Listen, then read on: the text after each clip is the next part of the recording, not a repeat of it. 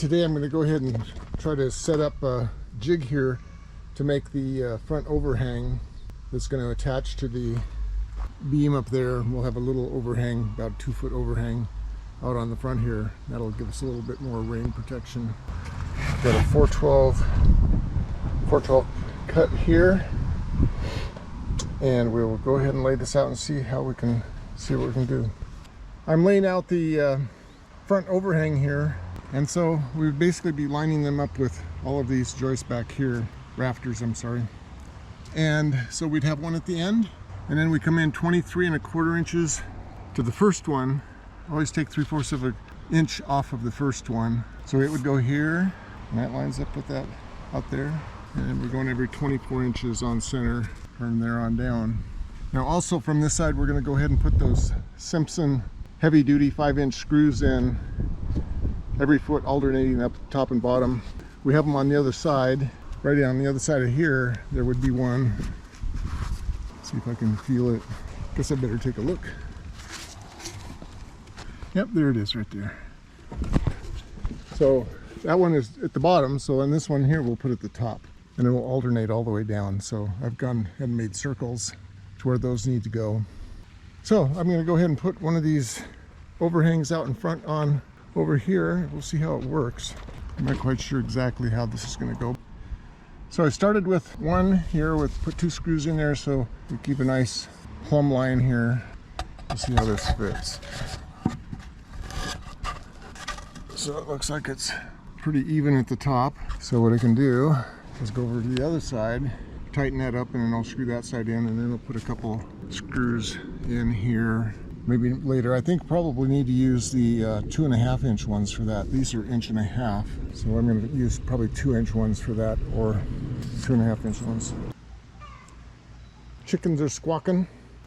And you can see down here where those blackberries don't take very long to start coming back. So I'm going to have to get up there with the blade and trim those puppies back. What I discovered is that when I put a screw in here, what it does is it tends to pull this board out. I had to put a screw in the top to keep that in there, and then push in hard so that the bottom part went in tight against here. But that's pretty solid there. I'm not even sure if we need any kind of support going back in, although it wouldn't be that big of a deal to go ahead and put a support back in through here like this.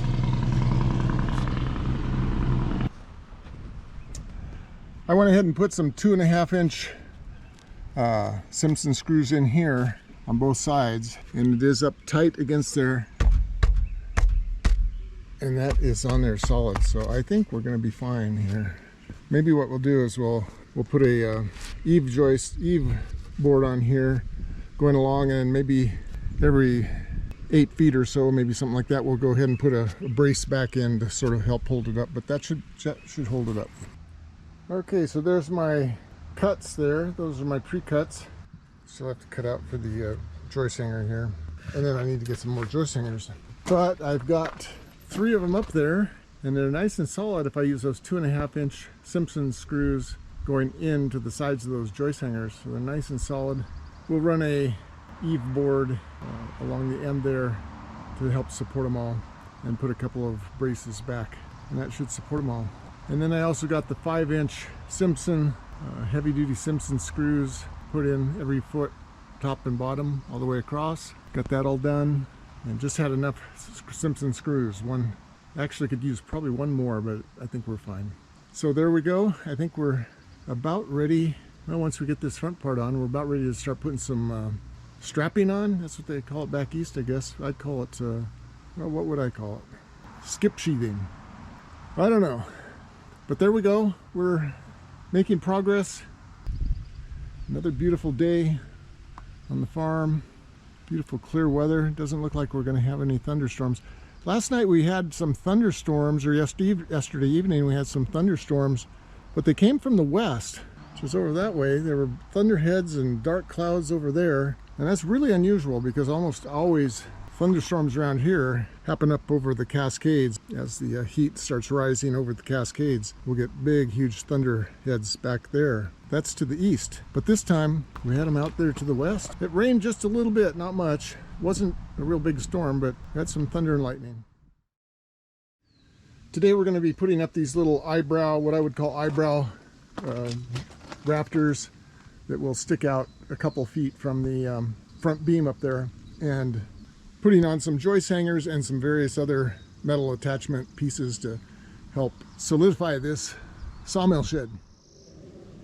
Well, we have the front eyebrow joist put on and a rim or fascia board, eave board, whatever you want to call it.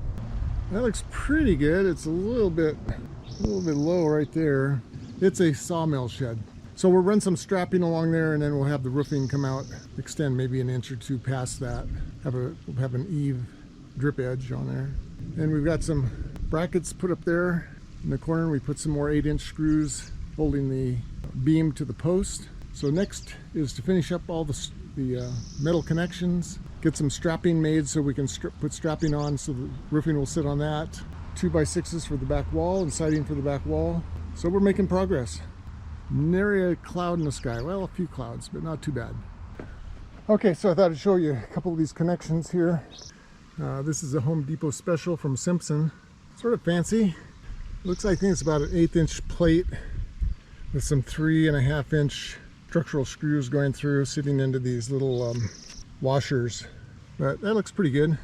Then we have 2 8-inch screws, timber lock screws going up through there, 2 going up there. So I think we're pretty well secured. And I think that there's some in the middle of this built-up beam as we were going along that went down into it from up above. This overhang will give us a little bit more protection in the rainy weather. I see why that's dipped down there now, because that 2x6 there has got a little wag on the end of it, and that dropped it down. That 2x6 is not perfectly straight. But again, it's a sawmill shed. It's good enough for me. And then I'm adding some straps here at the seams between this 2x12, this 2x12, and that 2x12 near the bottom. Give it a little bit extra stability. This is an old strap that came off of something else, and then I got a new one for the other side. And we'll put some straps over the top. So there'll be a strap going over the top and then onto the rafter on the other side and screwed in with Simpson screws, which will help hold the roof together and keep it from sagging or pulling apart. All in all, I think we're making good progress. Hey, if you've made it this far on our video, got some really good news. We have reached 500 subscribers. In fact, I think we're at about 504, which means that we're going to be having our 500 subscriber giveaway right now on this video. So if you leave a comment down below, you will be entered into the contest, and we will be using a random comment selector to pick the winners out of the comments from this video. So be sure to comment.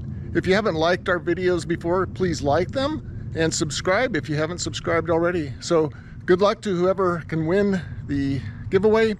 It'll be done in about a week from now, so be watching. Thanks.